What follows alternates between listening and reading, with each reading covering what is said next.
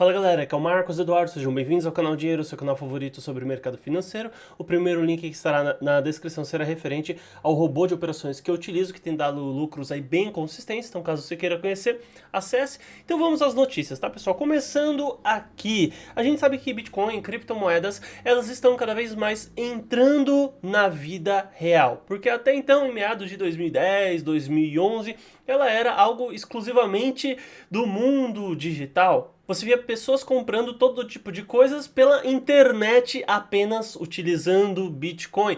Você não via compras de imóveis, compras de carros, por exemplo, compras de objetos, inclusive até mesmo do nosso dia a dia, né? A empresa Kamani, por exemplo, ela tem um sistema que justamente ajuda quem quer comprar ou vender, necessariamente utilizando criptomoedas, que então possa realizar tal ato.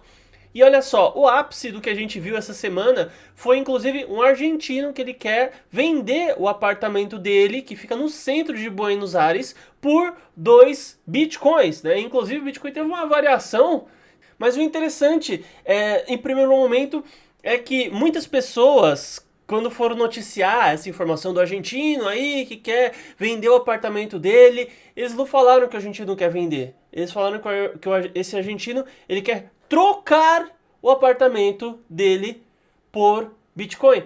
Daí você fica naquela, peraí.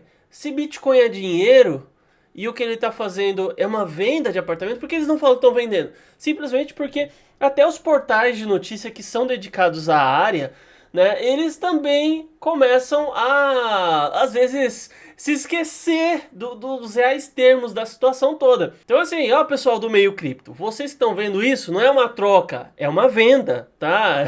Mas além disso, é interessante também ressaltar que o cara falou assim, que ele poderia vender em dólares, mas ele tem medo da desvalorização do dólar, né? E assim, claro, ficou meio estranho quando você observa, por exemplo, de novo, né? O Bitcoin teve uma variação forte aí. Dependendo do ponto de vista que se olha, se ele já conseguiu vender ou não, não sei. Mas se ele já tivesse vendido por Bitcoin, ele estaria meio triste agora. Mas no fim das contas, muitas vezes as pessoas, elas preferem ainda trabalhar com criptomoedas do que ficar na mão do Estado. Ou ficar na mão, mesmo que não seja do Estado de onde você mora, mas ficar na mão de qualquer tipo de moeda estatal. Eu particularmente vi o Bitcoin derreter, vi o Bitcoin voltar, vi o Bitcoin derreter de novo. Isso várias e várias vezes em diversos ciclos, mas ainda assim eu prefiro ter a maior parte do meu capital em cripto, porque pelo menos eu não toco o dinheiro do Estado, entende? Então, se o dinheiro não é do Estado, eu não tenho que dever nada para ele, não tem nada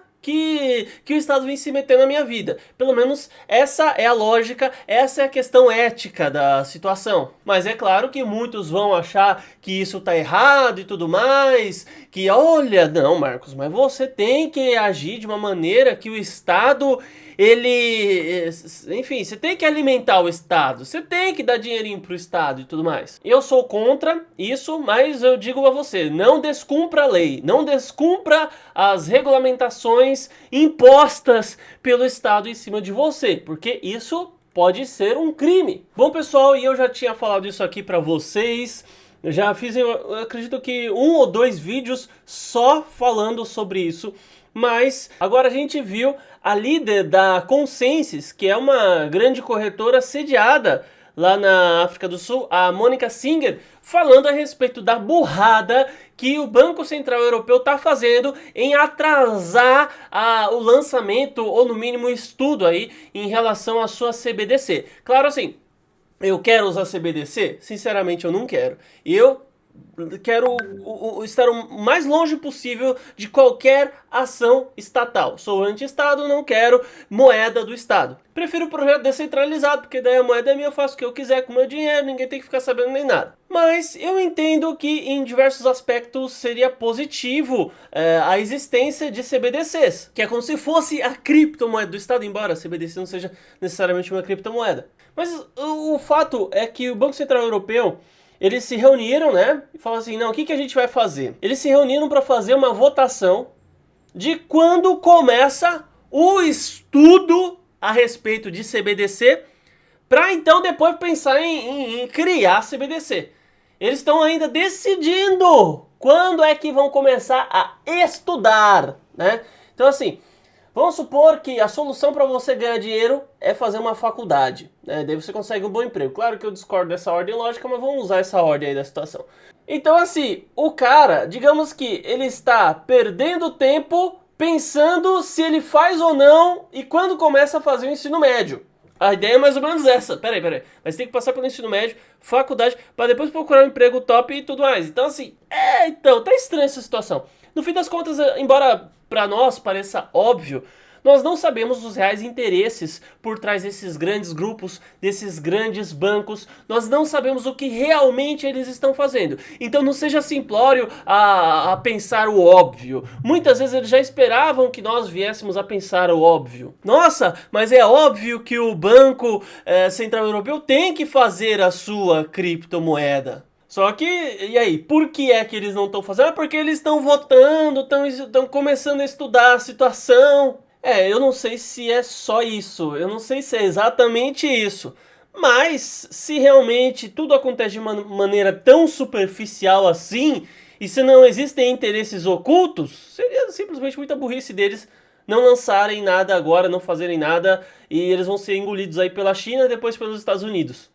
Vão se lascar. E por fim, pessoal, um estudo realizado pela empresa Bitdefender aponta que os campeões em instalar aplicativos em seu computador no fim de minerar criptomoedas sem que você saiba, ou seja, estão usando aí o poder computacional da sua máquina para minerar criptomoedas sem a sua permissão, sem a sua autorização, sem mesmo que você saiba disso. Então os aplicativos que usam, os campeões em uso, são principalmente o pacote Office e o Photoshop. Então, sabe aquele tutorial que você joga assim?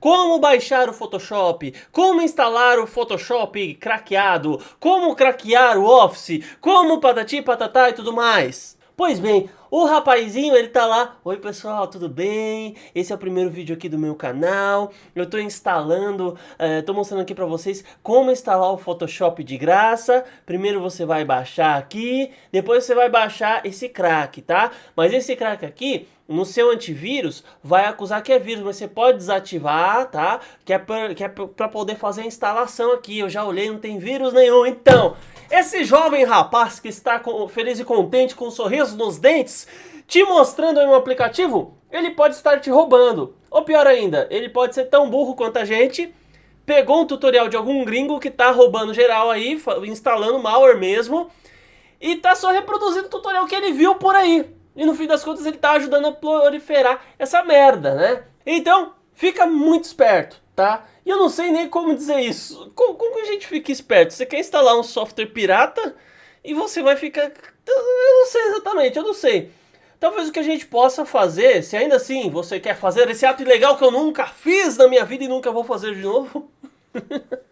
Caso você queira fazer isso, é interessante você fazer o básico, né? Dar o Ctrl Alt Del lá e ver o quanto cada uma das tarefas está utilizando do seu computador. Para você que usa o Windows, você vem aqui, ó, vê aí quanto está o uso do CPU, quanto está o uso da memória, do disco, né, o GPU e tudo mais. Ó, pera aí, a minha placa de vídeo aqui tá gastando 40 e poucos por cento sem eu estar com nenhum aplicativo aberto. Opa, aí tem coisa errada, né? Obviamente que aqui não, porque eu estou usando o software de gravação. Então isso aí consome bastante CPU e GPU, mas fica bastante de olho nisso aí, tá? Se você usa esses softwares paralelos aí, tá bom? Então é isso, pessoal. Muito obrigado por ter assistido. Espero que o vídeo tenha sido útil e até mais.